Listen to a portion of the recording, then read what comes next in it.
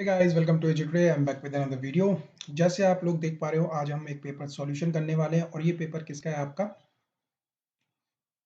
ये आपका जो पेपर आपका हुआ था आरओ और एआरओ का, ठीक है? तो आरओ और एआरओ जो है वो बहुत अलग-अलग टाइप के होते हैं, आपको पता होगा अगर आप लोग प्रिपरेशन कर रहे हैं, ठीक है ना? तो आरओ और एआरओ आपके अलग-अलग होते हैं, कुछ सचिवालय के होते हैं, कुछ अकाउंटेंट होते हैं, कुछ आपके क्या होते हैं आपके हाई कोर्ट में। तो जो पेपर आज हम करने वाले हैं, ये आपका हाई कोर्ट का है, जो आपका अभी 23rd ऑफ जैन को होने वाला है। उस पेपर का पेपर है जो 2014 में हुआ था। एक 2014 में हुआ था और एक 2018 में हुआ था, जिसका प्रीलिम्स 2019 में करवाया था, ठीक है? नोटिफिकेशन 2018 का था, लेकिन पेपर जो हुआ था 2019 में हुआ था। और ये आपका है 2014 का, जिसका मेंस हुआ था 2016 में, ठीक है? इसके मेंस जो हुए थे 2016 में हुए थे, तो इन चीज़ों का ध्यान में रखना है। तो ये प्रीलिम्स का पेपर है और इस पेपर से हम डिसाइड करेंगे कि जो आपका आने वाला है 23rd का पेपर, इसके बाद अभी हम 2014 का कर रहे हैं, फिर हम क्या करेंगे 2019 में जो हुआ था वो वाला पेपर करेंगे, ठीक है? तो इन पेपरों को करने के से हमें क्या पता चलेगा, देखो कुछ क्वेश्चन रिपीट भी हुए हैं, जैसे 2014 में जो क्वेश्चन कुछ क्वेश्चन पूछे थे वो 2000 उसमें क्या है रिपीट हुए हैं 2 से 3 क्वेश्चन। तो क्या पता 2014 या 2019 के पेपर से कुछ ना कुछ आपके 2021 का जो पेपर है उसमें कुछ ना कुछ क्या हो जाए रिपीट हो जाए, ठीक है ना? तो इसलिए हम ये पेपर कर रहे हैं और मैं पेपर में सिर्फ आपको आंसर्स नहीं बताऊंगा, हम क्या करेंगे थोड़ा डिस्कशन करेंगे, क्योंकि आप पेपर देख रहे हो तो पेपर सॉल्यूशन का मतलब क्या है कि आपको उससे रिलेटेड कुछ एक्स्ट्रा फैक्ट भी मिले, नॉलेज मिले, ठीक है ना? तो हम करेंगे। तो ज़्यादा डिले नहीं करते हुए, ये हाई कोर्ट का आईआरओ का पेपर है जो 2014 में हुआ था और अब हम स्टार्ट करते। तो चलो, सबसे पहला क्वेश्चन आपसे पूछा है कि इनमें से कौन सी ऐसी बीमारी है जो कि और नॉन अर्थोपोडा है, मतलब अर्थोपोडा से नहीं होती है। तो इसका आंसर है टिटनेस, ठीक है? टिटनेस। तो इसका आंसर हो जाएगा टिटनेस, ठीक है? तो सबसे पहले हमको ये पता होना चाहिए दोस्तों कि अर्थोपोडा क्या होता है। देखो अर्थोपोडा क्या होता है, यहाँ पे नॉन अर्थोपोडा को हम हटा देते हैं। अर्थोपोडा, अर्थोपोडा क्या होता है, कीट पतंगों से होने वाले, जो कीट पतंगे होते हैं ना, जैसे मक्खी हो गई आपकी, मच्छर हो गए, तो कीट पतंगों से होने वाले ना, पतंगों, ठीक है? कीट पतंगों से होने वाले जो बीमारी फैलती है उनको बोलते हैं हम अर्थोपोडा बोर्न डिसीज है। अर्थोपोडा मतलब क्या होता है, जो जिस फैमिली में क्या होता है आपके कीट पतंगे होते हैं, ठीक है? तो उसको बोलते हैं हम अर्थोपोडा। और अर्थोपोडा में क्या होता है, जो डिसीजेस करते हैं वो वेक्टर फॉर्म में होते हैं, मतलब ये फैलाते हैं, तो इन्हें हम वेक्टर बोलते हैं, ठीक है? कि ये जाके फैलाते हैं। फिर ये क्या करते हैं, ये कैरी करते हैं, जो वेक्टर्स होते हैं कीट पतंगे क्या करते हैं, बैक्टीरिया को कैरी करते हैं, वायरसेस को कैरी करते हैं, आपके प्रोटोजोआ को कैरी करते हैं, फिर ये लोगों पे, ह्यूमंस पे फैलाते हैं। तो इन्हें क्या बोला जाता है, वेक्टर बोला जाता है, ठीक है? तो ये पूछ रहा है कि नॉन अर्थोपोडा, जो मतलब कीट पतंगों से नहीं होती। तो आप सभी को पता है मलेरिया, मलेरिया किससे, कौन सी बीमारी होती है, तो ये प्रोटोजोआ से। अगर एग्जाम में पूछा जाता है तो आपको याद रखना ये प्रोटोजोआ से होती है, ठीक है? एग्जाम में काफी बार पूछा जाता है। तो ये प्रोटोजोआ होती है, प्रोटोजोआ से फैलता है। और कौन सा मच्छर फैलाता है इसे, तो इसको फैलाता है एनोफिलीज, एनोफिलीज, ठीक है? एनोफ्लीज मच्छर क्या करता है, मलेरिया को फैलाता है। फिर आपको पता है डेंगू, डेंगू को कौन सा मच्छर फैलाता है, तो उसका नाम है एडीज मच्छर। एडीज मच्छर फैलाता है और डेंगू क्या है, वायरस की फॉर्म है, वायरस से होता है, ठीक है? ये एडीज मच्छर ना एक और बीमारी फैलाता है, कौन सी, येलो फीवर, ठीक है? येलो फीवर भी ये क्या करता है, फैलाता है, तो आपको ध्यान रखना है। ओके ओके, तो यहाँ पे टिटनेस आ गया। अब लास्ट ऑप्शन है टिटनेस। टिटनेस क्या होता है, ये ओपन पड़ा रहता है, ये बैक्टीरिया। टिटनेस किससे होता है, पहले आप रखना है, इसका नाम है बैक्टीरिया से होता है, ठीक है? ये बैक्टीरिया से कॉज होता है और ये ओपन सोर्स होता है। इसके लिए आपको किसी अर्थोपोडा की या किसी वेक्टर की जरूरत नहीं पड़ती, ठीक है? और कई बार आपसे पूछ लिया जाता है कि जैसे मलेरिया का जो प्रोटोजोआ है उसका नाम क्या है, तो उसका नाम है प्लाज्मोडियम, ठीक है? प्लाज्मोडियम प्रोटोजोआ, ठीक है? प्लाज्मोडियम प्रोटोजोआ से आपका मलेरिया होता है। उसी तरह अगर टिटनेस से पूछ लिया जाए कि टिटनेस से कौन सा बैक्टीरिया है, तो उसका नाम है, इसका नाम होता है क्लस्टोरियम, क्लस्टोरियम टेंटी, ठीक है? इसका नाम है क्लस्टोरियम टेंटी, ठीक है? तो आप याद रखेंगे क्लस्टोरियम टेट टी टेटनी, ठीक है? क्लास्टोरियम टेटनी, इसका नाम याद रखेंगे, ठीक है? नेक्स्ट क्वेश्चन है, माइटोकॉन्ड्रिया नॉट प्रेजेंट इन, तो किसमें प्रेजेंट नहीं होगा, तो ये बैक्टीरिया में प्रेजेंट नहीं होगा। क्यों? क्योंकि ये एक प्रोकैरियोटिक सेल होता है और प्रोकैरियोटिक सेल एक वेल डेवलप्ड नहीं होता है, वेल डेवलप्ड सेल नहीं है, इसलिए बैक्टीरिया, ठीक है? ये प्रोकैरियोटिक को बिलोंग करता है। फिर तीसरा क्वेश्चन था, आपसे पूछा गया था the group of protein responsible for cells lysis are, तो इसका आंसर हो जाएगा कॉम्प्लीमेंट। ठीक है, कॉम्प्लीमेंट से रिस्पॉन्सिबल होती है प्रोटीन्स के लिए। फिर आपसे पूछा है the polymerase chain reaction PCR use to, किस लिए यूज की जाती है? तो ये आपकी की जाती है डीएनए के लिए। ठीक है, डीएनए सीक्वेंस को एम्पलीफाई करने के लिए, मतलब बढ़ाने के लिए। ठीक है, बढ़ाने के लिए क्या की जाती है? ये पीसीआर रिएक्शन की जाती है। अच्छा, अगर आपसे मैं पूछूं कि डीएनए की जो डीएनए टेस्टिंग थी, है ना, डीएनए टेस्टिंग पहली बार किसने खोजी थी? तो इसका नाम है एली जेफरी। ठीक है, एली जेफरी एक साइंटिस्ट थी, उनके द्वारा ये खोजी गई थी। ठीक है, इस चीज को आपको ध्यान रखना है। ठीक है, और एक और चीज पूछ सकते हैं कि डीएनए टेस्टिंग में ना डबल हेलिक्स होता है। अब आप बोलोगे डबल हेलिक्स कैसा होता है? तो आपने कभी टीवी में जैसा देखा होगा, तो ये हो गया सिंगल हेलिक्स और ये हो गया डबल हेलिक्स। तो ये जो दो होते हैं ना, इनको हम बोलते हैं डबल हेलिक्स। ठीक है, ये डबल हेलिक्स है। तो ये सबसे पहले डबल हेलिक्स के बारे में किसने बताया था कि इसमें डीएनए हेलिक्स है, और इन्हीं के लिए इसको नोबेल प्राइज ही मिला था। तो आपको याद रखना है जेडी वॉटसन। ठीक है, जेडी वॉटसन और फ्रांस क्रिक, एफ क्रिक लिख लेना आप, एफ क्रिक। ठीक है, तो दो बंदे थे जिन्होंने डबल हेलिक्स बताया था डीएनए का। पहली चीज, डीएनए का डबल हेलिक्स किसने बताया? तो उसका नाम है जेडी वॉटसन और एफ सी क्रिक। दूसरा था यहाँ पे डीएनए टेस्टिंग के बारे में किसने बताया था? तो एली जेफरी ने किया था सबसे पहले। ठीक है, और पॉलीमरेज चेन रिएक्शन किस लिए यूज होती है? एम्पलीफाई स्पेसिफिक डीएनए सीक्वेंस को एम्पलीफाई करने के लिए, उसको बढ़ाने के लिए। ठीक है, इस चीज को आपको ध्यान रखेंगे। आगे चलते हैं, the red colour of wine is due to, की जो रेड कलर है वाइन में वो किस वजह से होता है? तो इसका आंसर है एंथोसाइनिन। ठीक है, एंथोसाइनिन की वजह से होता है। मेलानिन क्या होता है? मेलानिन क्या होता है? जो आपकी बॉडी में होता है, बॉडी में आपका क्या होता है? व्हाइट, व्हाइट कलर या फिर ब्लैक कलर को रिप्रेजेंट करता है। ठीक है, आपका जितना ज्यादा मेलानिन होगा आपका कलर उतना डार्क होगा। ठीक है, जितना कम मेलानिन होगा उतना क्या होगा? आपका आपका क्या होगा? व्हाइट रंग होगा। और आपने सुना भी होगा कि अगर आप पे मेलानिन कम है तो आपको स्किन कैंसर आराम से हो सकता है अगर आपके धूप में आते हो। ठीक है, और जो ब्लैक कलर होता है उसमें मेलानिन ज्यादा होने के कारण वो स्किन कैंसर से आराम से सेव हो सकते हैं। तो बेसिकली मेलानिन जो है वो आपकी स्किन सेवर होता है। आपने सुना भी होगा कि जो व्हाइट लोग हैं जिनकी स्किन बहुत ज्यादा गोरी होती है, अगर वो धूप में ज्यादा निकल जाए तो उनको सनबर्न बहुत जल्दी हो जाता है। ठीक है, इचिंग प्रॉब्लम हो जाती है।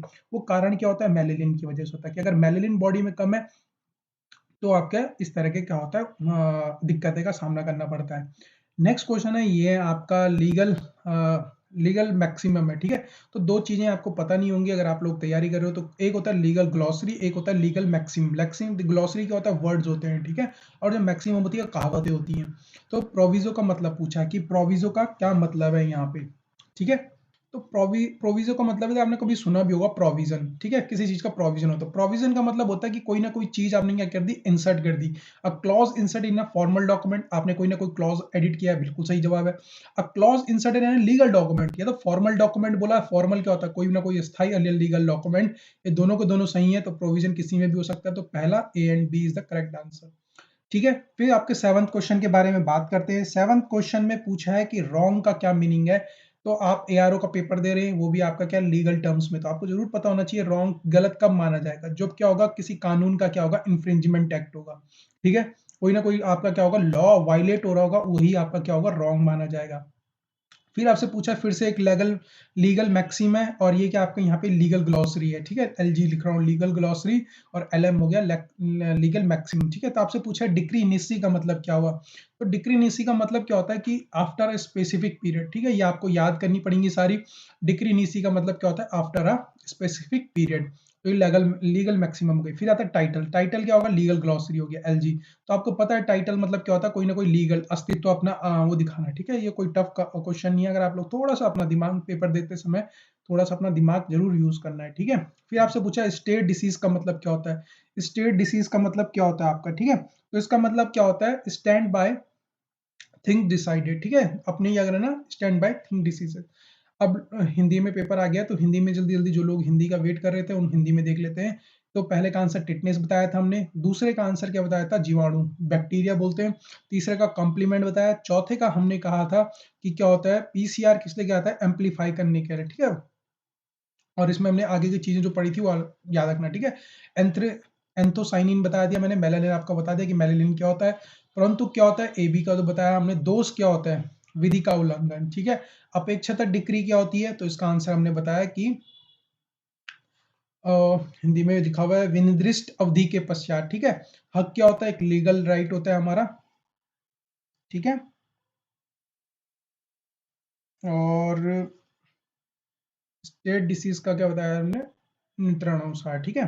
फिर आप चलते हैं, यहाँ पे पूछा है कि फूड प्रिजर्वेटिव के लिए कौन सा यूज किया जाता है आपका। देखो फूड प्रिजर्वेटिव के लिए सोडियम बेंजोनेट यूज किया जाता है, आपको याद रखना है, ठीक है। जितने भी आपके लिक्विड वगैरह रहते हैं, लिक्विड वगैरह, उनके लिए हम क्या यूज करते हैं, सोडियम बेंजोनेट करते हैं। और अगर आपसे पूछा जाए कौन सी गैस यूज की जाती है ताकि आपके जो भी फूड आइटम है वो खराब ना हो, आपने देखो चिप्स के पैकेट सुने हैं, लेस में हवाई हवा भरी रहती है, तो वो लेस उसमें होती क्या है, उसमें भरा जाता है इनर्ट गैस। अगर आपसे इनर्ट गैस पूछा जाता है तो वैसे इनर्ट गैस भरी जा सकती है, या फिर नाइट्रोजन भरा जाता है, ताकि जो आपका फूड आइटम है वो खराब ना हो। तो सोडियम बेंजोनेट को क्या करते हैं, जितने भी आपके ये पेप्सी वगैरह कुल रहती है ना, उनमें ये डाला जाता है, ताकि वो जो आपका सोडियम बेंजोनेट है उस वजह से क्या होगा, प्रिजर्वेटिव लॉन्ग टर्म तक वो चीजें खराब नहीं होती है, ठीक है। फिर बात करते हैं 12, आपका ह्यूमन ब्लड। तो आपको पता है ह्यूमन ब्लड आप क्या होता है, थोड़ा सा बेसिक नेचर का होता है। लेकिन ये क्वेश्चन देखो थोड़ा सा क्या है, कॉन्ट्रडिक्ट हो सकता है, क्योंकि जब आप खाना खाते हो, तो जब आप खाना खाते हो तो आपकी बॉडी में क्या होता है, जो आपका जो पेट में से खून बनता है ना, तो एसिडिटी क्या होता है, एसिड बढ़ जाता है। तो उस समय क्या होता है, जो ब्लड होता है वो हमारा ना आपके 7 से कम आ जाता है ना, 6 पॉइंट के आसपास आ जाता है। जब आप खाना खाते हो तो उस समय खाना खाने के बाद आपका वो क्या है, एसिडिक रहता है। और खाना खाने के बाद अगर देखेंगे थोड़ा सा बेसिक नेचर रहता है, या ये भी कह सकते हैं कि जो आर्टरीज रहती हैं, है ना, आर्टरीज क्या रहती हैं और वेन्स रहती हैं। तो वेन्स में रहता है इम्प्योर ब्लड, इम्प्योर ब्लड में एसिडिक रहता है, ठीक है, ब्लड क्या रहता है, एसिडिक रहता है। वहीं आर्टरी में क्या होता है, जो आपका ब्लड रहता है वो एकदम प्योर ब्लड रहता है, तो वो क्या हो जाता है आपका, थोड़ा सा बेसिक नेचर का होता है। इस चीज को आप ध्यान रखेंगे, ठीक है। लेकिन अगर आपसे सामान्यतः पूछा जाए ब्लड क्या है, तो आपको याद रखना है बेसिक नेचर का होता है 7.4। और ये थोड़ा सा आपके लिए एक एक्स्ट्रा नॉलेज, ठीक है। Refractive index of the air क्या है, तो देखो रेफ्रेक्टिव इंडेक्स क्या होता है, 1 होता है। आपको जरूर याद रखना है डायमंड का क्या होगा, अगर मैं आपसे पूछूं डायमंड का क्या है, तो डायमंड का 2 पॉइंट कुछ समथिंग होता है, तो आप लोग ध्यान में रखेंगे रिफ्रैक्टिव इंडेक्स, ठीक है। एग्जैक्ट मुझे याद नहीं है, शायद 2.1 है, तो आप लोग ध्यान में रखेंगे। तो मैं बता देता हूँ आपको क्या क्या याद रखना है। एक तो आपको एयर का रिफ्रैक्टिव इंडेक्स याद कर लेना है, एक डायमंड का, एक ग्लास का।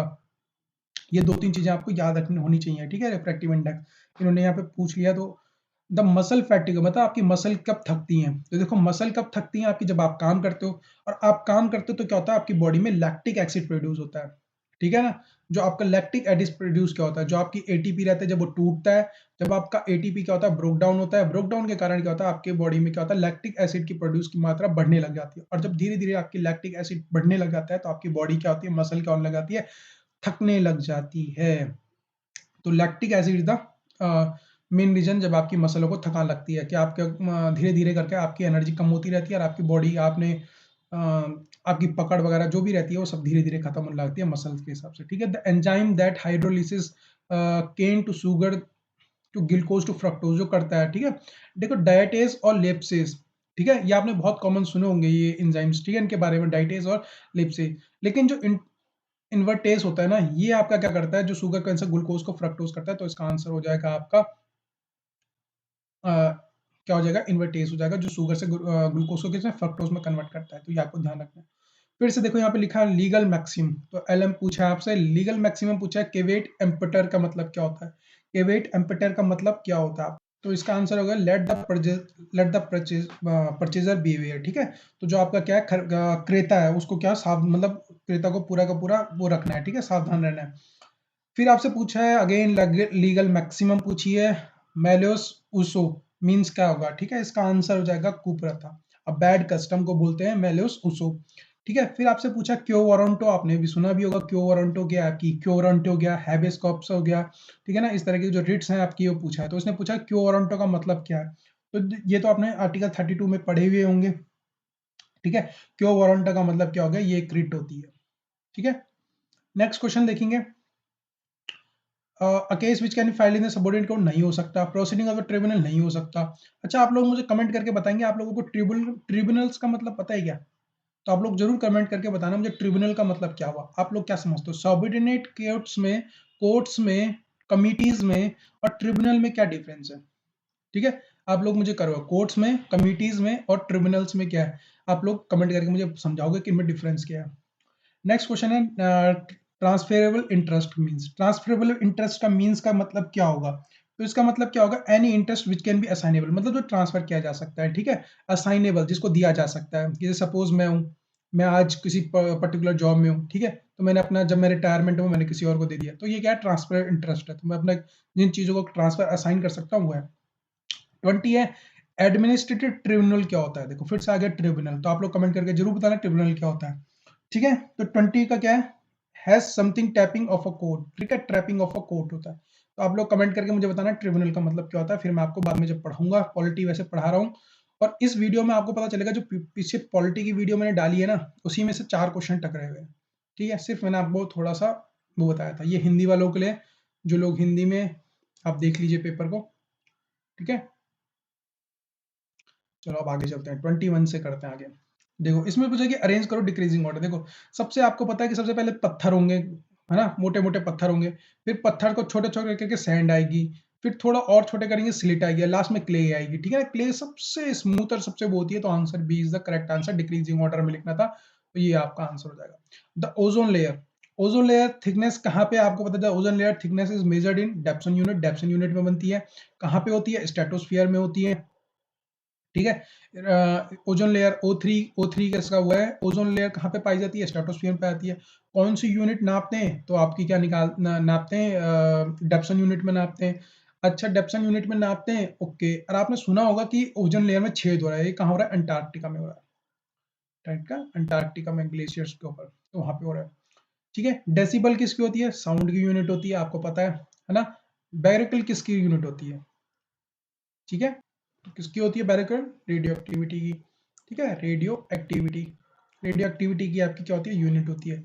अच्छा पीपीएम क्या है फिर, है ना, पीपीएम किसकी होती है आपकी, ये आपका बेसिकली क्या होता है, केमिस्ट्री में हम नापते हैं, ठीक है, केमिस्ट्री में हम इसको पीपीएम बोलते हैं, कि पार्टिकल कितना छोटा है, ठीक है, ठीक है, जैसे हम केमिस्ट्री में आते हैं, इसे क्या बोलते हैं हम, पीपीएम, दैट इज पार्ट पर मिलियन, कि हर एक वॉल्यूम में ना कितना कितना कंटेंट है किसी का, बेसिकली कंटामिनेशन के लिए करता है, आपने सुना भी होगा दिल्ली में इतना पीपीएम बढ़ गया है, देहरादून में दीपावली के दिन इतना पीपीएम हो गया, एयर इंडेक्स खराब हो गया, तो वो पीपीएम होता है, ठीक है, बेसिकली कंटामिनेशन के लिए यूज करते हैं कि इसमें कितना कंटामिनेट हो रखी है कोई चीज, ठीक है।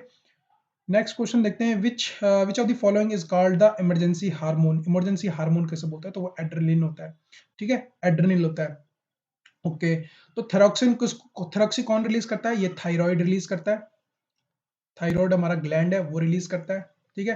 एड्रेनल कौन रिलीज करता है, तो कौन करता है एड्रेनल को रिलीज, आपका एड्रेनल ग्लैंड, ठीक है, एड्रेनल ग्लैंड इसको रिलीज करता है।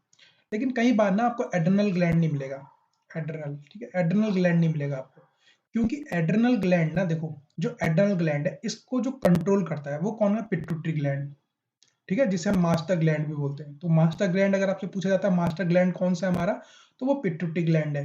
अब पिट्यूटरी ग्लैंड करता है किसको, एड्रेनल ग्लैंड को क्या कंट्रोल, फिर एड्रेनल कंट्रोल करता है, जब आपकी इमरजेंसी रहती है तो वो क्या करता है, एड्रेनल क्या करता है, रिलीज करता है।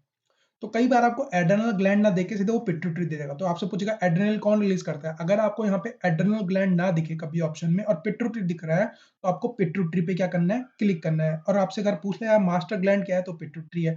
थायरोक्सिन हार्मोन कौन रिलीज करता है, वो आपका थायराइड ग्लैंड करता है। इंसुलिन कौन रिलीज करता है, तो वो आपका पैनक्रियाज रिलीज करता है, ठीक है, पैनक्रियाज रिलीज करता है, ओके, इस चीज को आपको ध्यान रखना है। फिर आपसे पूछा है what is the following the secondary air pollutant, secondary air pollutant कौन है, तो फोटोकेमिकल स्मॉग होता है, ठीक है, फोटोकेमिकल जो आपका स्मॉग होता है वो क्या है, आपका सेकेंडरी एयर पॉल्यूटेंट होता है। फिर आपसे पूछा विच of the following milk is found in the, देखो मिल्क में कौन सा प्रोटीन मिलता है, कैसीन मिलता है, ठीक है, इस चीज का ध्यान रखना है, कैसीन, ओके, इस चीज को आपको ध्यान रखना है। अच्छा रेनिन क्या है बताइए, रेनिन क्या होता है ना, रेनिन क्या है, जब एक्चुअली में आप छोटे बच्चे होते हो, जो ह्यूमन बॉडी होती है, मैं देखो बताता हूँ, जब ह्यूमन बॉडी होती है ना, तो ह्यूमन बॉडी में क्या होता है, जो छोटे बच्चे होते हैं, छोटे बच्चे तो बहुत मतलब नवजात बच्चे रहते हैं जो दूध पीते हैं, तो दूध को पचाने के लिए हमारी बॉडी क्या होती है, सक्षम नहीं होती है, ठीक है ना। तो कभी का आपने सुना भी होगा, बोलते हैं कभी अगर आप लोग गांव से हो, तो कभी आपने बूढ़े लोगों को सुना भी होगा बोलते हुए कि घर से निकलते समय दूध वगैरह का सेवन नहीं करना चाहिए, अशुभ होता है। लेकिन अशुभ का तो पता नहीं मुझे, लेकिन मैं आपको साइंटिफिक दे देता हूँ कि जो दूध होता है, वो दूध पचने में क्या होता है, बहुत ज्यादा टाइम लेता है, क्योंकि हमारी बॉडी दूध जैसी चीजों को पचाने के लिए क्या नहीं है, सक्षम नहीं है उतनी, ठीक है ना। तो वो क्या लेती है, दूध को पचाने में बहुत ज़्यादा टाइम लगता है हमें, ठीक है ना? बहुत स्लो होता है। तो बहुत स्लो के क्या होता है कि जो छोटे बच्चे होते हैं ना, अब वो दूध ही पीते हैं, खाना तो खा नहीं सकते हैं। तो हमारी बॉडी, जब हमारी बॉडी छोटी रहती है, तो वो एक स्पेशल टाइप का एंजाइम रिलीज़ करती है जिसे हम बोलते हैं रेनिन। क्या करते हैं, रेनिन एक एंजाइम होता है जो छोटे बच्चों की बॉडी में क्या होता है, रिलीज़ होता है। और ये रेनिन किस लिए यूज़ होता है, ताकि ये दूध को जल्दी पचा दे, है ना? दूध को पचाने के लिए रेनिन नाम का एंजाइम यूज़ करता है, और ये छोटे बच्चों में ही ज़्यादा प्रोड्यूस होता है। बड़े में धीरे-धीरे कहीं करके ये रेनिन क्या होता है, धीरे-धीरे बनना बंद हो जाता है, ठीक है ना? इस चीज़ को आपको ध्यान रखना है। फिर आपसे पूछा है, नेक्स्ट पूछा है आपसे, प्राइम एफिशियम मतलब लीगल मैक्सिमम है, इसका मतलब है ऑन फेस इट, ठीक है? On face it. फिर आपसे 27वां क्वेश्चन है, फिर से अगेन ये लीगल मैक्सिमम है, इसका नाम है इज़िडियम इज़िडियम जेनेरिसिस, ठीक है? इसका मतलब क्या होता है? ये होता है एक ही टाइप के, ठीक है? इसका मतलब क्या है, जो एक ही टाइप के, ठीक है? तो इसका आंसर क्या हो जाएगा, on the same kind of nature, ठीक है? यहाँ पे सेम एक प्रकार के, और स्पेसिफिक, स्पेसिफिक मतलब होता है एक ही टाइप के, मतलब बहुत यूनिक, ठीक है ना? यहाँ पे हम यूनिक की बात नहीं कर रहे हैं, हम बोल रहे हैं कि वो एक ही टाइप के हो, ठीक है? थोड़ा सा एम्फेसाइज देखना मेरी बातों का। फिर आपसे बोलते हैं कग्निजेंस का मतलब क्या होता है? देखो, कग्निजेंस का मतलब होता है लीगल राइट का भी होना, ज्यूरिडिक्शन भी होना, और हियरिंग और ट्राइंग अ कॉज। तो all of the above is the correct answer ये। So now on 29 question, acting in a good faith, किसी गुड फेथ में क्या होना, इसका मतलब क्या होता है, acting in a good faith? So एक थोड़ा सा ध्यान रखना, इसका मतलब होता है बोनाफाइड। बोनाफाइड आपने अपने स्कूल से बनाया, वो अपने कॉलेज वगैरह से बनाया, तो सर्टिफैक्ट्री, एटैक्ट्री, एक्सीलेंट, तीनों इसका मिलिंग होता है, तो वो बोनाफाइड होता है, ठीक है? और आपसे बोनाफाइड का मतलब भी पूछ लेंगे, तो आपको याद रखना कि सर्टिफैक्ट्री, एट्रैक्टिवनेस और एक्सीलेंट इस बोनाफाइड का मतलब होता है, ठीक है? गुड फेथ में होना।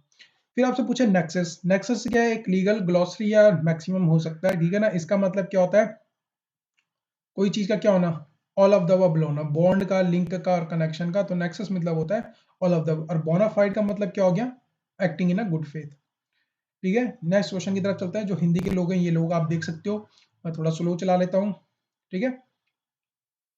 चलो अब आगे चलते हैं। विटामिन सी किसका नाम है? देखो, विटामिन सी को बोलते हैं हम एस्कॉर्बिक एसिड। कई बार आपसे पूछा जाएगा विटामिन सी का क्या दूसरा नाम क्या है, तो आपका नाम है एस्कॉर्बिक एसिड। रिबोफ्लेविन बी को बोलते हैं, ठीक है?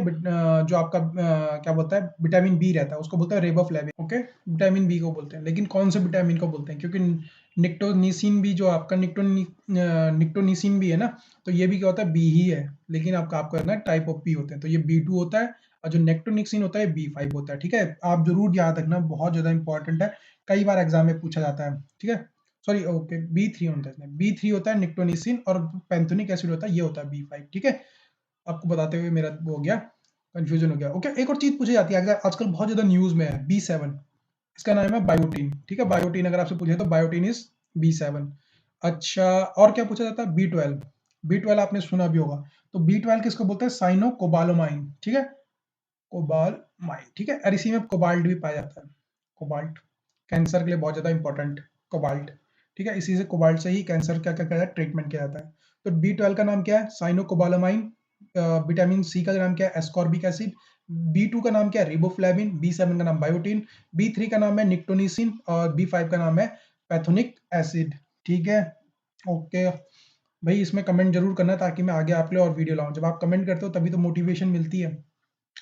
अब बात करते हैं, नॉर्मल डायलिसिटिक प्रेशर क्या होता है? देखो भाई, जब आपका दिल होता है ना, जब आपका दिल धड़कता है, तो उसे बोलते हैं हम सिस्टोल और डायस्टोल, ठीक है? सिकुड़न और रिलीज करना। जब वो सिकुड़ता है, तब ब्लड क्या होता है, आपका बाहर की तरफ निकलता है, ठीक है? और जब वो क्या खुलेगा, तब ब्लड अंदर की तरफ आएगा। फिर क्या होगा, डायस्टोल सिस्टोल, डायस्टोल सिस्टोल, इस तरह से होगा, ठीक है ना? तो आपको पता है फिर अब डायस्टोल सिस्टोल कितना होगा, बताइए? 75 से 90 डिग्री। सिकुड़न, धड़कने, आपकी धड़कन ही है डायस्टोलिक, ठीक है ना? बस यहाँ पे उन्होंने चेंज किया, तो आगे दे लोग कंफ्यूज जाएंगे, ठीक है? नेक्स्ट क्वेश्चन देखते हैं, okay? Which of the following is not correct? जो बीओडी है भाई, ग्लोबल वार्मिंग के लिए बीओडी कैसे रिस्पॉन्सिबल है? बीओडी से तो हमें पता है, क्या बोलते हैं, जो डिजोल्व ऑक्सीजन रहती है, ठीक है? बायोलॉजिकल डिजोल्व ऑक्सीजन, इससे हमें पता चलता है कि पानी में कितना ज्यादा वो है, तो ग्लोबल वार्मिंग के लिए रिस्पॉन्सिबल नहीं हो सकती, ओके ना?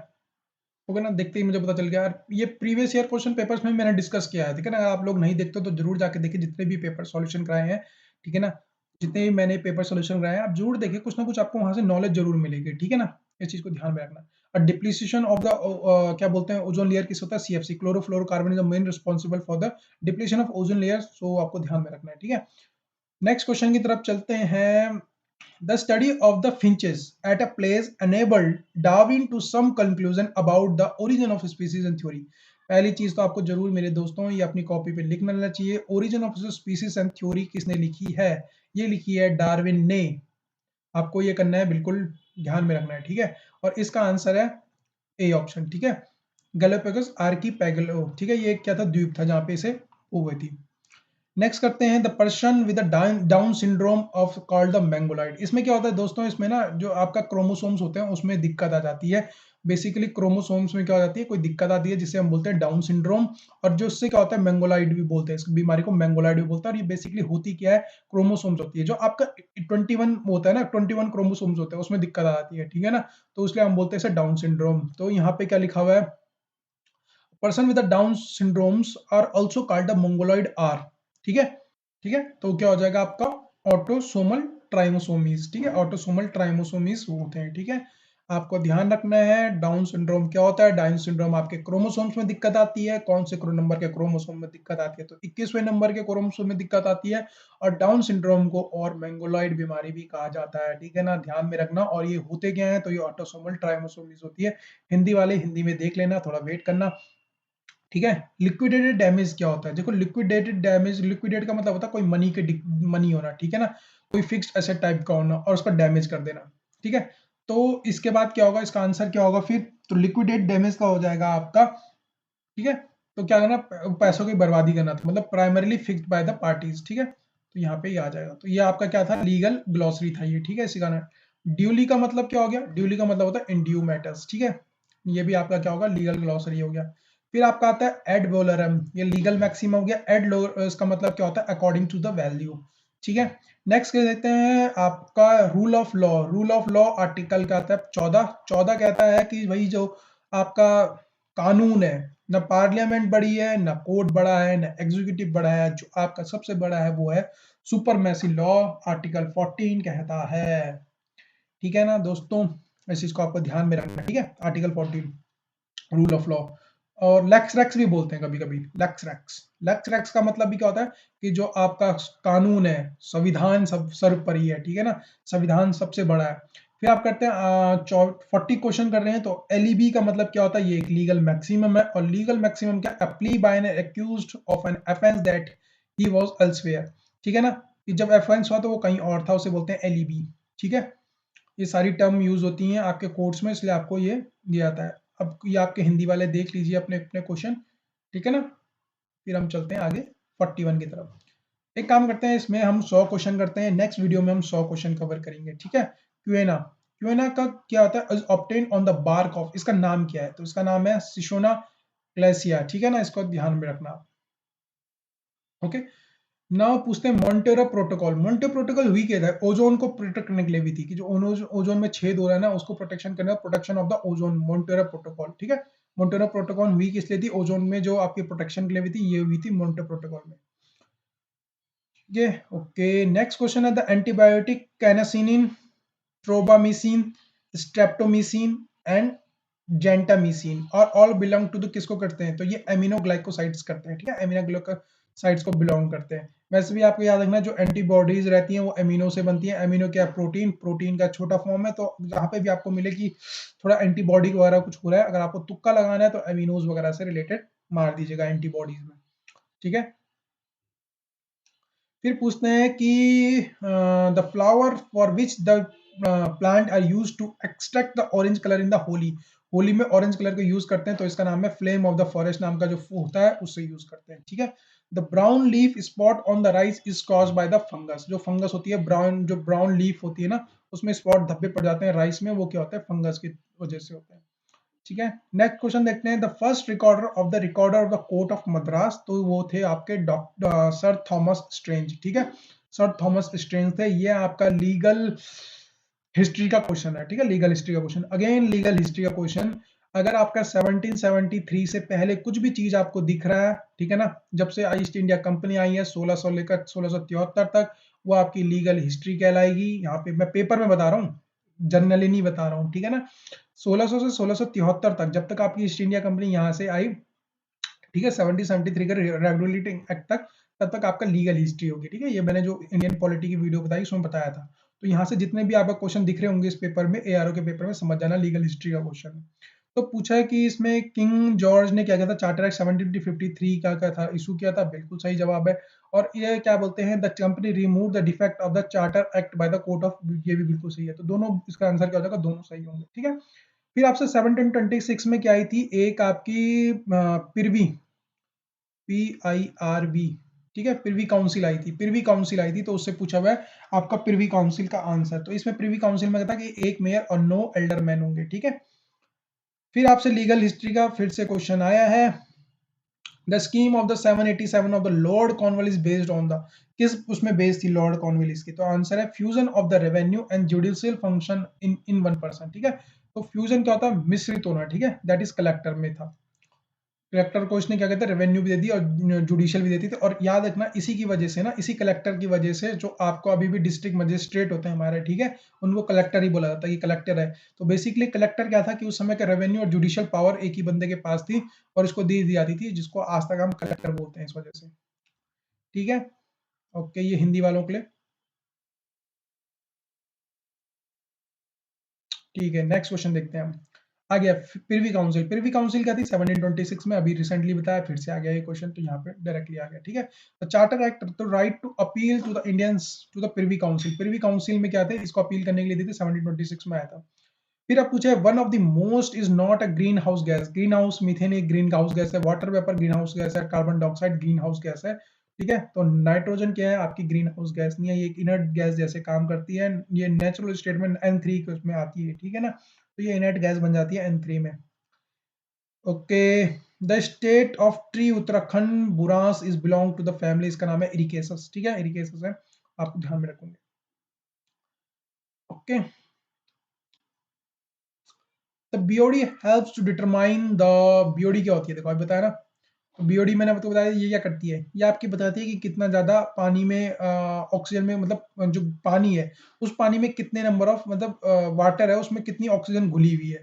ठीक है ना, तो बेसिकली घुली ऑयल बताती है। तो determine to help the extent of the organic pollution in the waste water. ठीक है ना, तो इसका आंसर क्या हो जाएगा, क्योंकि अगर बीओडी कम होगी, बीओडी कम होगी तो मतलब उस पानी में ऑक्सीजन की मात्रा कम है, और ऑक्सीजन की मात्रा कम होने के कारण क्या होगा, अगर ऑक्सीजन कम हुई तो इसका मतलब है पॉल्यूशन ज्यादा है। ठीक है, नेक्स्ट करते हैं, the most abundant renewable bioresource present in the earth. ठीक है ना, तो वो कौन है, सेलुलेज। सेलुलेज सबसे ज्यादा प्रेजेंट है उसमें, अर्थ में। फिर आप करते हैं 55 के अंदर, medicinal substances give against the intake of poison is known as. आपको पता है कि जब हम क्या करते हैं, आपको आपने पॉइजन ले लिया, अब पॉइजन से प्रोटेक्ट करने के लिए आपको क्या दिया जाता है, बाद में कुछ दिया जाता है, क्या बोलते हैं, एंटीडोट। ठीक है ना, एंटीडोट दे दिया जिससे आप ठीक हो गए। ओके, साइमन कमीशन कॉन्स्टिट्यूटेड 1927 में कॉन्स्टिट्यूट हुई थी, और बेसिकली 1927 में कॉन्स्टिट्यूट साइमन कमीशन द्वारा हुई थी। और इसी के उसमें जब ये भारत पहुंचा था तो लाला लाजपत राय की क्या हो गई थी, डेथ हो गई थी। अच्छा, आपसे एक क्वेश्चन पूछता हूँ, ये आया कहाँ था? ठीक है, कौन से पोर्ट में आया था ये? आप लोग कमेंट करके बताओगे। तो साइमन कमीशन आया था भारत के कौन से पोर्ट में आया था, मैं देखना चाहता हूँ आप लोग चीजें ढंग से पढ़ते हो कि नहीं पढ़ते हो। आप लोग कमेंट करके जरूर आंसर देना कि जो साइमन कमीशन आया था, तो जहाँ पे लाला लाजपत राय प्रोटेस्ट कर रहे थे, वो जगह कौन सी थी, आप लोग जरूर बताओगे। ठीक है, ये कौन से पोर्ट में आया था, लाला लाजपत राय की डेथ कहाँ हुई थी, आप ये करके बताओगे। ठीक है ना, लाला लाजपत राय की डेथ कहाँ हुई थी, कौन से पोर्ट में आया था? Who among the following created and organized the profession of the lawyer on the regular basis? किसने किया था? तो आपके इनका नाम है लॉर्ड वॉरेन हॉस्टिंग ने किया था। ठीक है, वॉरेन हॉस्टिंग जी ने किया था प्रोफेशनल लॉयर को organise on the regular basis. ठीक है, इस चीज का आपको ध्यान रखोगे। Okay,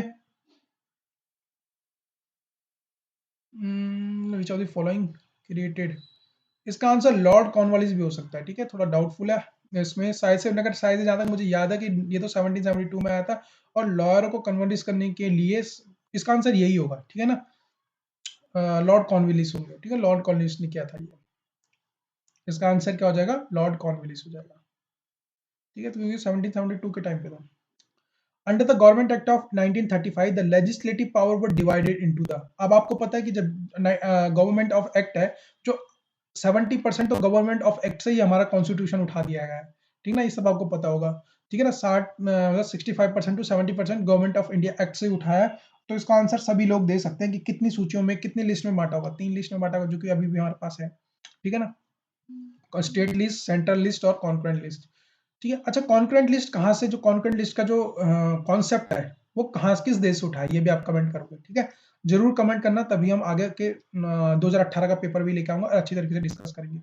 the first law commission was appointed in the which of the following. देखो ये कल जो मैंने वीडियो बनाई थी ना पॉलिटी की, इंडियन पॉलिटी, मैंने कहा था कि विशेष है ना, इसी में मैं आपके मेजर कॉन्सेप्ट आपको बता रहा था। और वो मेजर कॉन्सेप्ट क्या था 1834 में। इसका हेड कौन बना था, लॉर्ड मैकाले। और लॉर्ड मैकाले के ऊपर ही मैंने आपको बताया था कल ये, ठीक है ना, कल ही वाली वीडियो है इंडियन पॉलिटी का, और उसमें ये क्वेश्चन आ गया 1834। नहीं देखी तो देखो भाई, ठीक है ना, और दूसरों के साथ भी शेयर करो ताकि सबको एक बेहतर वो मिले। ठीक है ना, एक क्वेश्चन तो देखो ये आ गया। अब आगे चलते हैं।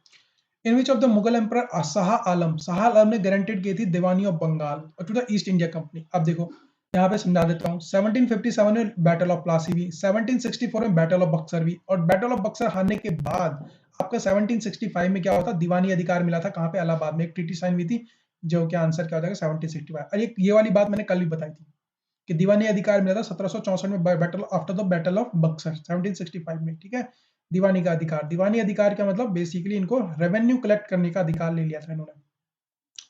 Who was awarded the Ashok चक्र इन जनवरी 2015? ये पुराना है करंट अफेयर, इसको हम क्या करेंगे, स्किप करने की कोशिश करेंगे। ओके, नेक्स्ट क्वेश्चन की तरफ चलते हैं।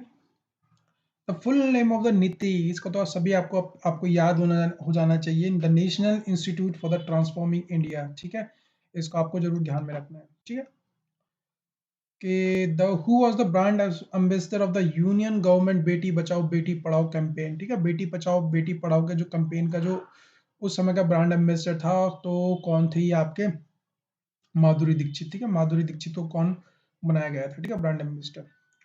121 constitution amendment act related to the, ठीक है, ये किससे रिलेटेड था आपका, the national judicial appointment commission से रिलेटेड था। ठीक है, इसी का रिजर्वेशन ऑफ द 93 से रिलेटेड था। ठीक है, राइट टू एजुकेशन आपका 86 से रिलेटेड था।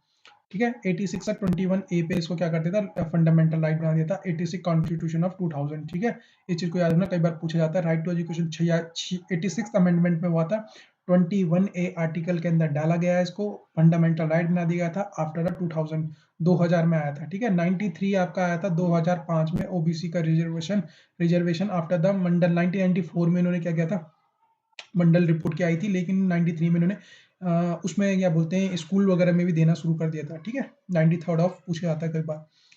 ओके, चलो आगे चलते हैं फिर नेक्स्ट क्वेश्चन की तरफ। 65 who among the following is the winner of the 2014 का ऑस्ट्रेलियन ओपन टेनिस किसने जीता। ठीक है ना, इस क्वेश्चन का 2014 का है, 2014 का उस समय का करंट है, काट देते हैं। लेकिन अभी का कौन जीता, तो ऑस्ट्रेलिया में देखो फीमेल में कौन जीती, देखो यहाँ पे वुमेन में तो उसका नाम है क्या था इसका नाम, नोमी ओसाका। ठीक है, ये कहाँ की है, जापान की है। अच्छा, इन्होंने हराया है किसको, किसको हराया, उसका जेनिफर, जेनिफर ब्रैडी। ठीक है, जेनिफर ब्रैडी जो कहाँ की है, यूएसए की है। जेनिफर ब्रैडी को इन्होंने क्या करा था, हराया था, और जीती कौन थी, नोमी ओसाका। अच्छा, मेल में कौन जीता, चलो ये ऑस्ट्रेलियन के बारे में बात कर रहे हैं। ठीक है, अभी हम बाकी डिस्कस नहीं कर रहे हैं। तो मेल में कौन जीता, मेल में जीते नोवाक डोजोविक। ठीक है, ये कहाँ के हैं, साइबेरिया के हैं, याद रखना। ठीक है, तो ऑस्ट्रेलियन किसने जीते, नोवाक ने जीते। ठीक है, अच्छा एक और चीज आप याद रखना, जो ये नोवाक है मेल में, मैं आपको यहाँ पे बता देता हूँ। ठीक है, जो मेल है नोवाक डोजोविक, इन्हें 3 जीते हैं। कौन कौन से जीते हैं, एक तो ऑस्ट्रेलियन जीता है, ठीक है, दूसरा विंबलडन जीता है, और तीसरा फ्रेंच जीता है। ये 3 जीते हैं। छूटा कौन सा, यूएसए। तो याद रखना जरूर, ये पूछा जा सकता है यूएसए किसने जीता फिर, ये इसका नाम था डेनियल मेडेव। ठीक है, और इसी बंदे को हराया था किसने, ऑस्ट्रेलियन इसमें हराया किसको, नोवाक डोजोविक ने इसी को हराया था ऑस्ट्रेलियन में। ठीक है, और जो जीता है यूएसए का। ठीक है, और ये रनर अप भी था यहीं पे। रनर अप कौन था, तो डेनियल मेडवेज था, किसमें, जिसको ऑस्ट्रेलियन ओपन में, जिसको नोवाक डोजोविक ने हराया था। ठीक है, और ये इसने क्या जीता है, यूएसए का क्या जीता है, ओपन टेनिस चैंपियनशिप जीती है। इस चीज का आपको ध्यान में रखना। ओके, ठीक है ना, चलो फिर स्टार्ट करते हैं। ये बात सारे नोट डाउन करके रखना। ठीक है, क्योंकि करंट था 2021 का, मैंने आपको बता दिया। टेनिस में कौन कौन जीता। ओके, अब बात करते हैं 66 की। 66 क्वेश्चन क्या बोल रहा है कि अबॉलिश द डायर की। देखो डायर की खत्म कब हुई थी, 1935 में ही हुई थी, ठीक है ना। गवर्नमेंट ऑफ इंडिया एक्ट 1935 में ही किया गया था, डायर की को खत्म किया था, दो उसको, ठीक है। Which charter act provide the establishment of the municipal corporation each presidency, ठीक है। हर प्रेसिडेंसी में एक म्युनिसिपल कॉर्पोरेशन को खोलने का क्या किया था। तो ये कौन से आर्टिकल किस में कहा गया था, ये भी आपका कहा था प्रिवी प्रिवी काउंसिल में। प्रिवी काउंसिल ऑफ 1726 ऑप्शन है ए, ठीक है, ध्यान में रखना। ओके, नेक्स्ट क्वेश्चन है which year the supreme court establish in Calcutta, that is 1773 में। जब रेगुलेटिंग एक्ट आया था उसके बाद आया था, और उसके बाद बना कब, इसने बोला स्टैब्लिश किया गया। देखो 1770 पे रूल क्या बना था, रूल पास हुआ था, और रूल पास हुआ 17 इस एक्ट के थ्रू, ठीक है, इस एक्ट के थ्रू बना था। लेकिन कलकत्ता में स्टैब्लिश कब हुआ, तो 1774 में। लेकिन अगर आपसे पूछा जाएगा ना कब हुआ, तो 1773 में हुआ था, ठीक है ना। रेगुलेटिंग एक्ट के आया था, इसको स्वीकृत की गई थी कि भाई बनेगा, लेकिन बना कब, 1774 में, ठीक है। इस चीज को ध्यान में रखना मेरी बातें, ठीक है। ये हिंदी वालों के लिए आप लोग धीरे कर देना, पॉज करके देख लेना इस वीडियो को, ठीक है ना। नेक्स्ट क्वेश्चन है sorry, for the administrative the justice of the civil and criminal courts were establish in the presidents town by which of the following. कौन से उससे आपका क्या कहते हैं, सिविल और क्रिमिनल को जोड़ा गया है, ठीक है ना। तो ये भी क्या हो जाएगा 1726 का। तो म्युनिसिपल हो गया, ठीक है ना, privy council 1726 is the correct answer. Next question देंगे 70 in the judicial plan of 1772 the Sadar Nizamat Adalat, एक जुडिशियल प्लान आया था 1772 में, जिसका नाम, जिसमें क्या था, सरदार निजामत अदालत consisted of the one Indian जज, जिसमें एक इंडियन जज को रखा गया, जिसको किस नाम से जाना जाता था, उसका नाम था दरोगा ए अदालत, नाम से उसे जाना जाता था। लीगल हिस्ट्री का question, what is the name of the biopicture made on the life of the famous physicist and the cosmologist Stephen Hawking, ठीक है। स्टीफन हॉकिंग इनका क्या है, द थ्योरी ऑफ एवरीथिंग, ठीक है। इनके जो इनके ऊपर बनी थी मूवी, ठीक है, बायोपिक्चर बनी थी, उसका नाम है the theory of the everything. Okay, next question, the airline joint venture between the Tata and the Singapore airline known as Vistara, इसको विस्तारा बोलते थे, पुराना क्वेश्चन है वैसे, उस समय इनका मर्ज हुआ था, ठीक है ना।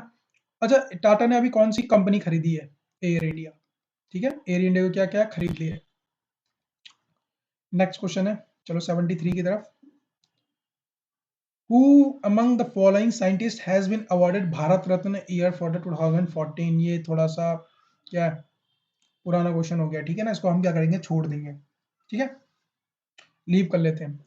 इन दिसंबर 2014 the United nation climate change confirm in the held in the, Peru में हुई थी वैसे मुझे याद है, लेकिन इसको हम स्किप कर देंगे, ठीक है, छोड़ते हैं इसको। नेक्स्ट क्वेश्चन देखते हैं, which of the following propose the venue of the 17th non aligned movement, ये भी पुराना क्वेश्चन, छोड़ते हैं। Current affair, the chairman of the first law commission was, पहला commission, first law of commission का chairman कौन बना था, ठीक है ना। द फर्स्ट लॉ कमीशन का चेयरमैन कौन बना था, कल इंडियन पॉलिटी पढ़ाई थी, उस इंडियन पॉलिटी में मैंने डिस्कस किया था कि पहली बार कौन बना था, तो आंसर क्या है, लॉर्ड मैकाले, कब, 1834 में, है ना, कल ही तो पढ़ाया था ये। देखो आगे ना 3 क्वेश्चन टक्कर गए, एक तो सुप्रीम कोर्ट वाला, एक फर्स्ट लॉ कमीशन, और एक वो जो आपका पहले आया था, ठीक है ना। यही हमने कल डिस्कस किया था इंडियन पॉलिटी में, सिर्फ एक वीडियो में, इसलिए ही मैंने लिखा था उत्तराखंड के लिए विशेष, ठीक है ना। आप एआरओ की तैयारी कर रहे हो तो जरूर जाके देखिए उसको। द चीफ जज of the admiralty court as known as, उसको क्या कहा जाता है, ठीक है, उसको कहा जाता है जज एडवोकेट, ठीक है, जज एडवोकेट। नेक्स्ट क्वेश्चन है, which of the following did not fall under the under civil jurisdiction, ठीक है, जुरिडिक्चर में कौन सा सिविल जुरिडिक्चर में नहीं आता, कौन सा था, कोर्ट ऑफ द सर्किट्स नहीं आते, ठीक है ना, इसका आंसर हो जाएगा सी। फिर चलते हैं 69 कर चुके हैं हम, चलो 79 करते हैं। इस वीडियो में 100 क्वेश्चन करते हैं, ठीक है, नेक्स्ट वीडियो में हम 100 क्वेश्चन और कर लेंगे, ठीक है। Which of the following the government of India was taken the British crown in the East India company, मैंने आपको बता दिया गया था धीरे धीरे 1773 से, कल पढ़ा रहा था मैं आपको, 73 से धीरे धीरे करके कंपनी ने क्या कर दिया था, सॉरी ब्रिटिश क्राउन ने क्या कर दिया था, पार्लियामेंट ने ऐसे रूल निकालने कर दिए थे जिससे क्या हो, जो ईस्ट इंडिया कंपनी है उसकी पावर को धीरे धीरे करके खत्म करने लगे थे। फिर 1773 आया, सिर्फ आपका 1813 में इनकी मोनोपोली खत्म की, 1833 में इनकी पूरी मोनोपोली खत्म कर दी, ठीक है ना। यहाँ पे इन्होंने इसकी इनकी 90% मोनोपोली खत्म कर दी थी और यहाँ पे इन्होंने पूरी मोनोपोली खत्म करी। और लास्ट में क्या हुआ, जब 1857 की रिवोल्ट हुई उसके बाद तो जो ब्रिटिश पार्लियामेंट थी उन्होंने क्या कर दिया, पूरा का पूरा किसमें ट्रांसफर कर दिया, आपका ब्रिटिश क्राउन में कर दिया था 1858 में। ठीक है, इस चीज को आपको ध्यान में रखना। ओके, ये कल मैंने बताई थी स्टोरी, आप जरूर जाके देख सकते हैं कि किस तरह से आपका पहला, अच्छा पहला कौन सा एक्ट था जिसमें ब्रिटिश क्राउन की प्रभुत्ता दिखाना शुरू कर दी थी इन्होंने, तो कौन सा था आपका, पिट्स इंडिया एक्ट, है ना। चलो, the Lex Loci report was presented on the which of the following, तो लेक्स लॉकी रिपोर्ट है ना, तो Lex Loci report was presented by which of the following, कौन सा उसमें प्रेजेंट की गई थी, ठीक है, प्रेजेंट की गई थी फर्स्ट लॉ कमीशन में। ठीक है, अभी हम पढ़ेंगे उसमें हम देखेंगे। Who was the awarded Jnanpith award 2014, 2014 का जनपीठ अवार्ड किसे मिला था, ओल्ड क्वेश्चन छोड़ेंगे। ठीक है, नेक्स्ट क्वेश्चन देखते हैं 82। Who among the following has been appointed the United Nations Women Goodwill Ambassador for the South Indian region, के लिए किसको नॉमिनेट किया गया था, ठीक है ना, एज अ ब्रांड एम्बेसडर। ठीक है, ओल्ड क्वेश्चन है वैसे, करंट अफेयर से रिलेटेड है, पर इसका आंसर सानिया मिर्जा हो जाएगा। ठीक है, the year long birth sanitary celebration of the which of the noted classical singer, ठीक है, तो 2014 में कब मनाई थी, ओल्ड क्वेश्चन। ठीक है, इस अगेन स्किप कर सकते हैं। ठीक है, इनका नाम वैसे बेगम अख्तर था। ठीक है, उसका आंसर। नेक्स्ट क्वेश्चन देखेंगे, on the September 2014 the Uttarakhand government declared as the Himalayan day to be celebrated every year from the 2015 onward on the conservation of the Himalayan ecosystem. ठीक है, इसका आंसर कितना, 9 सितंबर से हो जाएगा। ये ओल्ड क्वेश्चन था, ओल्ड करंट अफेयर, इसकी हम इसे छोड़ सकते हैं। ठीक है, the prime minister of the India Shri Narendra Modi participate in the 6th BRICS summit which was held in, again old question, we can skip। The first king of the teary state कौन था, सुदर्शन शाह था। कब बना था, यह आपका दिसंबर 1815 में आया था। ठीक है, मनविंदर शाह कौन था, Manvinder Shah last king of the teary. ठीक है, last king of the teary. अच्छा, टीरी से ज्यादा है कि ये हमारे उसमें मिली कब थी, तो ये मिली थी आपकी 1949 में, 1950 में। ठीक है, 1949 मर्ज हो गई थी। From the Uttarakhand who had played the main role in the revolt of 1857, 1857 में किसने किया था, तो आपको कालू मेहरा क्या था, सबसे इनको पहला फ्रीडम फाइटर भी बोला जाता है, पहला freedom fighter from the Uttarakhand. ठीक है, okay, who was Govind Vallabh Pant, पहले आपके सीएम बने थे, कहाँ के, आपके उत्तर प्रदेश के, पहली चीज। दूसरी चीज, इनको भारत रत्न दिया गया था 1957 में, इनको भारत रत्न मिला था, और पहले बंदे हैं ये उत्तराखंड से जिनको भारत रत्न मिला है। दूसरी चीज आपको ध्यान में रखने वाले कि 1960 में इन्हीं के नाम पर एक आपकी एग्रीकल्चर यूनिवर्सिटी बनी है जो पंतनगर में है। ठीक है, इस चीज का ध्यान रखना। नेक्स्ट क्वेश्चन, चलो आगे चलते हैं। 88 से लेकर आगे क्वेश्चन करते हैं। Which of the following statement is correct about the budgetary provision of the Uttarakhand made in the financial, अब ये 2015 का हम स्किप कर सकते हैं। ठीक है, फिर आप कहते हैं which is a Dokriani glacier, Dokriani glacier कहाँ है, ये उत्तरकाशी में। ठीक है, डोकरानी ग्लेशियर आपको ध्यान में रखना है। ठीक है, what is a green bonus, green bonus क्या है, तो ये क्या है, एक कंपेंसेटरी रिटर्न है। ठीक है, for the environmental service rendered by the state, state द्वारा दिए जाने वाला है। ठीक है, तो इसे ग्रीन बोनस बोलते हैं। Where the SAARC ministerial meeting held in 2014, ये कट हम छोड़ देते हैं। ठीक है ना, ये सारे के सारे करंट अफेयर के हैं पुराने, तो हम छोड़ देते हैं। ठीक है, फिर से कुछ पूछे, according to the official voucher release by the department of the financial service under the Pradhan Mantri Jan Dhan Yojana, the country will divided into a number of service area, इस सर्विस सब एरिया विल हैव।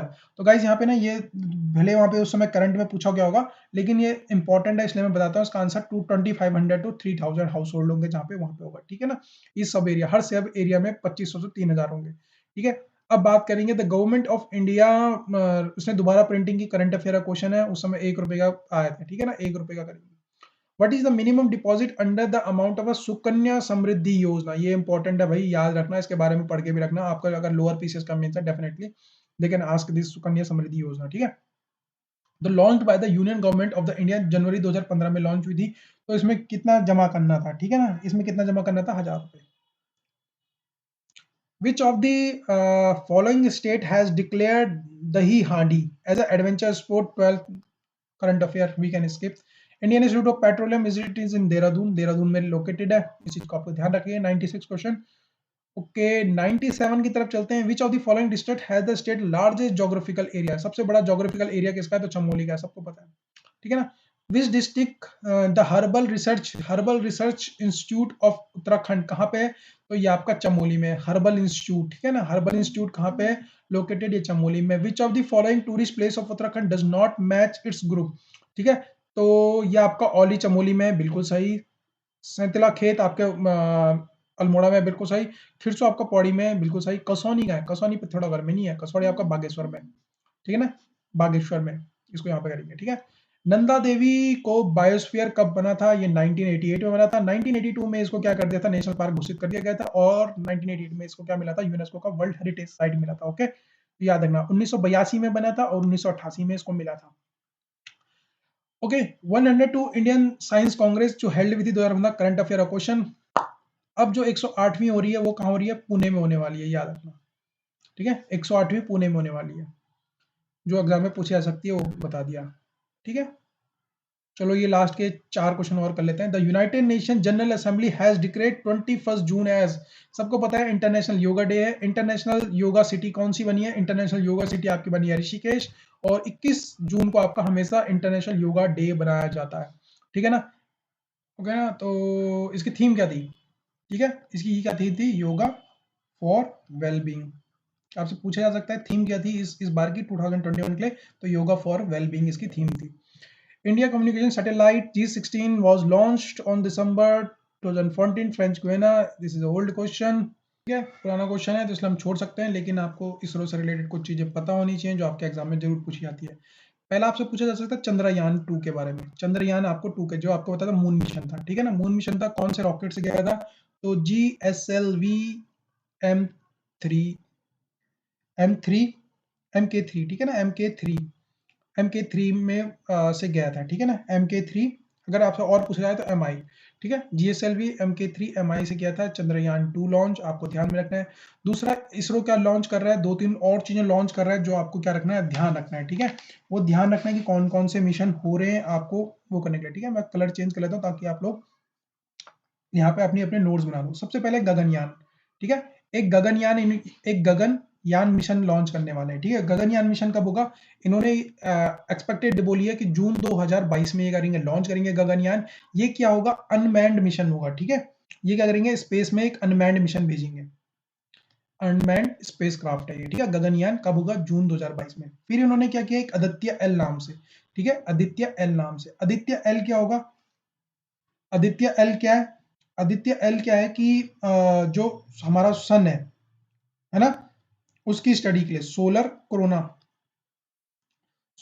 की स्टडी के लिए उन्हें आदित्य एल का mission करेंगे। और ये इन्होंने कब बोला कि 2022 में कभी भी कर सकते हैं, पर्टिकुलर मंथ का भी इन्होंने डिटेल नहीं दिया है, बस आदित्य एल बोला है, जो कि सन की स्टडी के लिए, बेसिकली सन के कोरोना की स्टडी के लिए आदित्य एल नामक क्या करेंगे, मिशन करेंगे। एक हो गया गगनयान, एक हो गया आदित्य एल। फिर आपको याद रखना है एक है चंद्रयान, ठीक है, चंद्रयान 3 आएगा, और वो कब होगा, 2022 में, ठीक है। और इसमें जो हमारा पुराना जो लैंडर रोवर था ना, उसकी सेफ्ट लैंडिंग, मतलब लैंडिंग कराएंगे, ये फिर से लैंडिंग की कोशिश करेंगे इस बार चंद्रयान 3 से, और ये 2022 में उन्होंने बोला कि हम करेंगे। फिर आता है गगनयान, गगनयान, अच्छा ये चंद्रयान 2 कब हुआ था, ये 2019 में हुआ था, अब क्या होगा, 2022 आ गया। तो गगनयान दोबारा से 2 होगा, वो कब होगा, 22-23 में कराने वाले हैं ये, और ये भी क्या होगा, फिर से अनमैन्ड होगा, ठीक है। और लास्ट में क्योंकि इनका एम है कि क्या करना है, जो इंडिया से लोगों को बाहर स्पेस में भेजना है, तो वो गगनयान 3 में होगा, ठीक है, गगनयान 3 में, और ये 2023 में करेंगे, ठीक है, 2023 में ये गगनयान 3 से क्या करने वाले हैं, लोगों को बाहर भेजने वाले हैं, ठीक है। तो ये याद रखना, चंद्रयान 3 2022 में होगा, दोबारा से लैंडिंग करने के लिए मून में। गगनयान 2 क्या है, ये फिर से अनमैन्ड होगा, ये अनमैन्ड इसके अनमैन्ड वो कराएंगे, क्या बोलते हैं, अनमैन्ड इस स्पेस में क्या भेजेंगे, फ्लाइट भेजेंगे। और गगनयान 2 भी यही है, आदित्य सन की क्या है, सन की स्टडी के लिए होने वाला है। चंद्रयान 2 2019 में हुआ था, कौन से रॉकेट से गया था, तो GSLV MK3 MI से भेजा था, ठीक है। इन चीजों को ध्यान में रखना है, this is the most important, they can ask you in the upcoming exam. So hope so आपने नोट डाउन कर लिया होगा।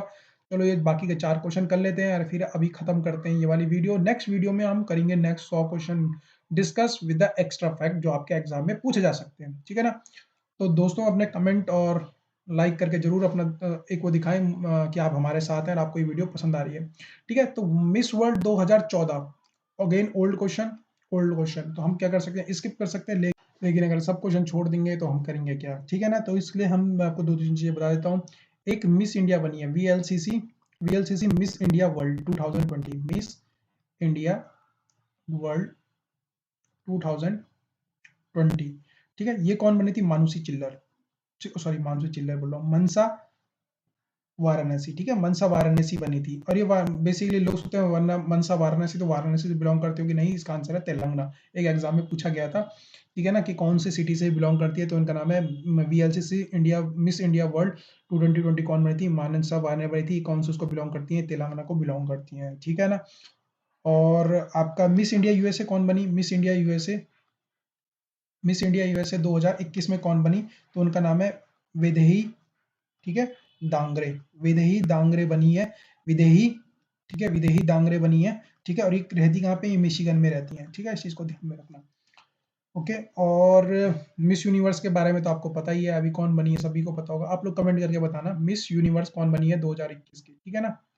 अच्छा, मिस वर्ल्ड 2021 नहीं बना कोई, मिस वर्ल्ड 2021 नहीं बना कोई अभी, तो आंसर है नहीं। क्यों नहीं बना, क्योंकि अभी तक ये हुआ ही नहीं है, ये 2022 में होगा, ठीक है ना। 2022 के फरवरी मार्च में ये क्या होगा, इवेंट कंडक्ट होगा, अभी कंडक्ट नहीं हुआ है। अभी मिस यूनिवर्स जो कंडक्ट हुआ था, आप लोग कमेंट करके बताएंगे कि वो कौन सी जगह से बिलोंग करती है और कौन उनका नाम क्या है, ठीक है ना। आगे नेक्स्ट क्वेश्चन की तरफ चलते हैं, ठीक है। Okay, who has been elected the new president of FICCI, FICCI के नए प्रेसिडेंट कौन है, तो यहाँ पे पुराना क्वेश्चन है, अभी का है उदय शंकर, आप लोग याद रखेंगे, ठीक है, फिक्की के जो चेयरमैन, ओके। तो फिक्की, अच्छा सॉरी, 6 दिसंबर को चेंज हो गया था, ठीक है, उनका नाम है आपका संजीव मेहता, ठीक है। अभी कौन है, तो संजीव मेहता है, ठीक है। आप याद रखोगे 6 दिसंबर को चेंज हो गए थे, ठीक है, 6 दिसंबर 2021 को संजीव मेहता है आंसर, ठीक है, संजीव मेहता। संजीव मेहता 6 दिसंबर को क्या हो गए थे, आपके बन गए थे आपके फिक्की के प्रेसिडेंट, नए प्रेसिडेंट। तो संजीव मेहता आप लोग याद रखेंगे। लास्ट क्वेश्चन है, which of the following district Uttarakhand is reported to highest number of the forest cover in the geographical area, ठीक है, ज्योग्राफिकल एरिया फॉरेस्ट कवर में, ठीक है ना, ठीक है ना। तो यहाँ पे इसका आंसर वैसे उत्तरकाशी है, ठीक है ना, उत्तरकाशी में ही आपका सबसे ज्यादा लार्जेस्ट फॉरेस्ट कवर है उत्तराखंड में। तो फिक्की के डायरेक्टर अभी अभी आपके जो चेयरमैन है, ठीक है, चेयरमैन कौन है आपके फिक्की के, तो उनका नाम है संजीव मेहता, ठीक है, जो 6 दिसंबर को बन गए थे। ओके, आपको ये मैंने बता दिया है, ठीक है ना, यही बता दिया आपको, मिस वर्ल्ड अभी हुआ नहीं है, मिस यूनिवर्स आपको कमेंट करना है ना, और बाकी के नाम मैंने आपको बता दिए हैं, तो आप लोग अपने अपने नोट्स बनाएं, प्रिपेयर रहें। ओके गाइज, मिलते हैं नेक्स्ट वीडियो में, नेक्स्ट 100 क्वेश्चन, बाकी के 94 क्वेश्चन हम अगले उसमें वीडियो करेंगे। और होप्स आपको पसंद आएगी, लाइक और कमेंट जरूर करें ताकि हम कोई मोटिवेशन मिलती रहे ये सब कंटिन्यू करने के लिए। Okay, thank you so much, मिलते हैं नेक्स्ट वीडियो में।